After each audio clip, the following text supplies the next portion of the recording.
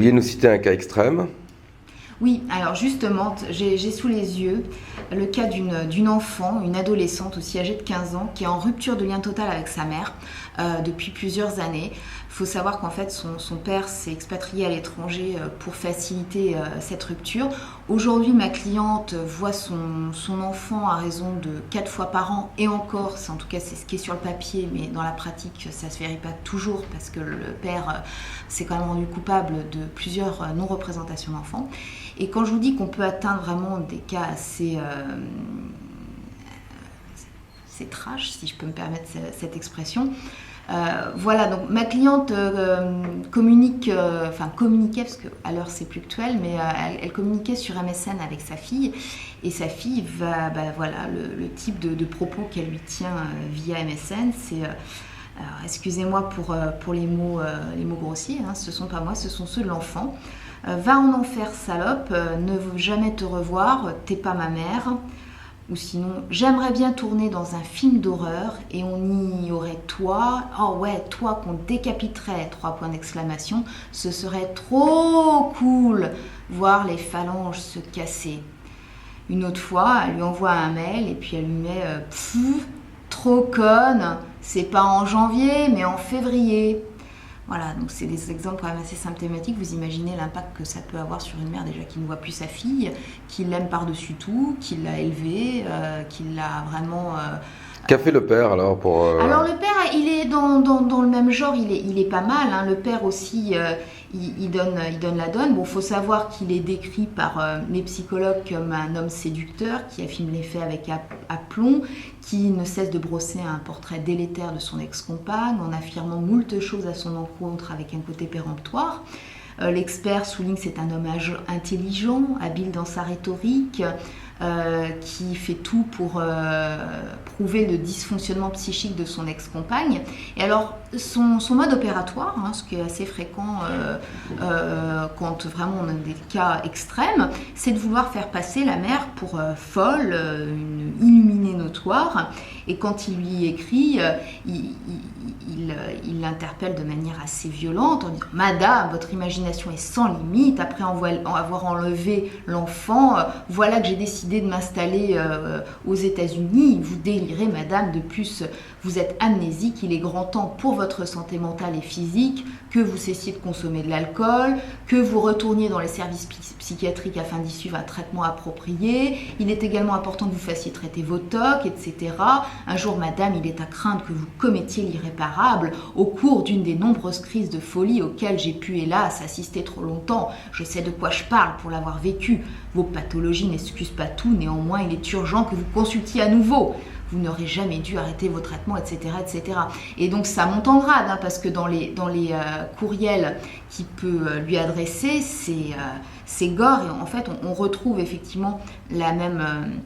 température que les propos de la fille, avec vous êtes capable de vous allier avec le diable, vous êtes atteinte par la haine, nous voulons vivre loin de vos infamies, loin des parfums que vous distribuez pour acheter pitoyablement des amitiés. Après, c'est j'ai tout fait pour maintenir le lien mère-fille, vous avez sali, vilipendé, oblitéré la situation de manière telle que le résultat est là, il est la conséquence de votre comportement pathologique et morbide. Ou encore, vous êtes drapé... On se croirait dans une fiction, là. Ah, c'est carrément ça. La suite, vous êtes drapé dans une morgue et une rigidité incompréhensible. Vous semblez être amnésique par rapport aux actes de barbarie physique et mentale commis par vous sur la personne de notre enfant. Donc voilà, c'est une inversion des rôles. C'est un mode opératoire, bon, encore une fois, je le dis, extrême, qui est assez rare. Moi, j'ai un seul cas de cette ampleur. Et c'est, par contre, ce qui est très fréquent, effectivement, c'est les accusations au miroir. Souvent, en fait, le parent aliénant prête à l'autre ce que lui-même pratique. Donc c'est très facile, c'est s'il violente l'enfant, c'est l'autre qui va être violent. S'il est menteur, manipulateur et qui trompe son monde, et finalement... c'est l'effet de miroir. C'est important, ça, il faut le souligner peut-être. Oui. Et c'est pour ça que c'est extrêmement difficile en termes de preuves, puisque finalement le magistrat, il a 2 thèses qui s'opposent de manière frontale, sans finalement de preuves flagrantes. On touche à l'intime, on est dans le cocon familial, on ne sait pas trop, voire quasiment jamais ce qui s'y passe. Et souvent, en fait, on a vraiment les preuves qui s'équilibrent. En la matière, c'est souvent à coup d'attestation, de toute façon, qu'on emporte la conviction du magistrat. Et bien souvent, on va avoir du côté... Attestations qui peuvent être totalement fausses. Les témoignages. Alors, attention, les faux témoignages, je rappelle quand même qu'un faux témoignage, c'est un délit et que si on arrive à démontrer que c'est une fausse attestation qui a été délivrée à une personne, ensuite, on peut avoir aussi à répondre de ces actes devant la justice pénale, ce qui est quand même assez dissuasif. Et de toute façon, dans le modèle d'attestation, vous avez bien la précision que vous devez attester de faits dont vous avez été personnellement témoin. Donc les attestations de « oui, il racontait souvent qu'il lui faisait subir, machin, etc. » Non, quand on atteste, c'est quelque chose dont on a été personnellement témoin, donc c'est vraiment, on doit avoir vu ce dont on atteste, et surtout, voilà, ça doit être précis, ça doit être daté. Les phrases du style « oui, elle est méchante avec son enfant, elle lui crie sans arrêt dessus, et puis elle le maltraite », le concept « il la maltraite », oui, vous parlez de quoi? Parce que souvent, on s'aperçoit aussi que ce qu'on qualifie de maltraitance n'en est pas forcément. Enfin, il y a aussi une subjectivité ambiante qui fait qu'il faut quand même clarifier les choses. Maître, vous avez entendu l'entretien que j'ai eu avec la présidente du syndicat de la magistrature, la partie qui était consacrée à l'aliénation parentale. Vous auriez à dire quoi sur ces réponses? Plusieurs points de désaccord quand même. Je me souviens que la présidente du syndicat de la magistrature nous explique qu'aujourd'hui, avec la banalisation du divorce, la plupart des divorces se passent bien. J'ai quand même 2 observations à faire là-dessus. La première, c'est qu'effectivement, on a certes plus de divorces par consentement mutuel, mais il faut savoir que la plupart des gens qui optent pour le consentement mutuel, ce sont des personnes qui n'ont pas d'enfants, et que bien souvent, même si elles ont des enfants, il n'est pas rare de voir les parents revenir saisir le JAF quelques mois, voire parfois plusieurs années après, parce qu'il y a des complications au niveau de la garde des enfants. Deuxième observation par rapport à ça, je crois qu'on oublie aussi une partie du problème. Certes, il y a les parents qui divorcent, mais il y a aussi les parents qui se séparent. Aujourd'hui, on a autant de séparations dans le cadre du divorce que dans le cadre de l'union libre. Donc, les juges aux affaires familiales sont également saisis de personnes qui ont eu une vie commune avec quelqu'un sans jamais procéder à quelque mode d'union. Et il en résulte un enfant, et là aussi, ça veut dire qu'on est dans un no man's land. Il faut absolument qu'il y ait une décision de justice qui va reconnaître l'autorité parentale à chacun et qui va fixer les droits de chacun.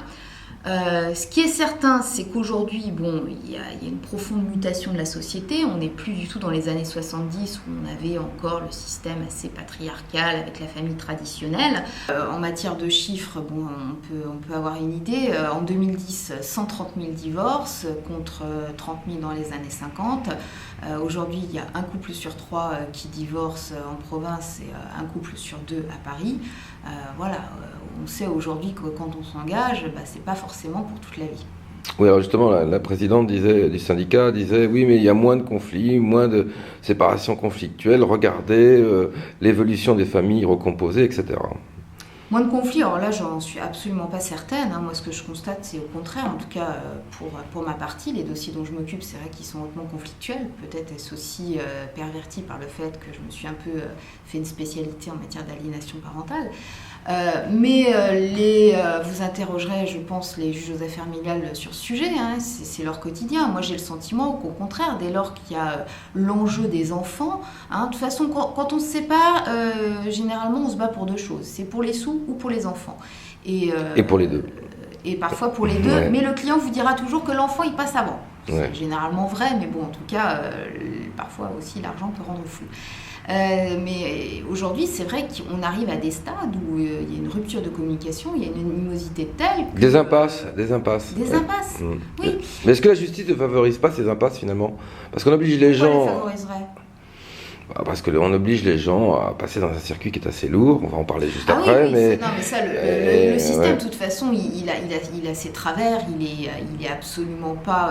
Et qui va renforcer l'impasse, finalement. Ouais. En tout cas, oui, le fait de par ses lourdeurs, de par ses lenteurs, voilà, de peut-être par aussi son opacité, le fait que la justice, sauf à finalement être du métier, bah, c'est la grande inconnue, hein, c'est un peu effrayant, ne serait-ce que quand vous rentrez dans une salle d'audience, vous mettez les pieds dans un palais de justice, c'est impressionnant.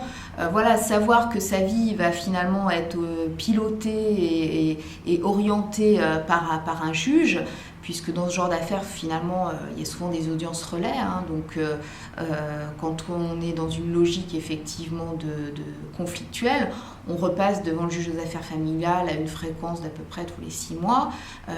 Et là aussi, c'est déresponsabilisant, le fait de savoir que ces droits et les modalités de la relation qu'on va avoir avec un enfant, eh ben, elle va être déterminée par un tiers. C'est quand même pas simple, pas facile à vivre.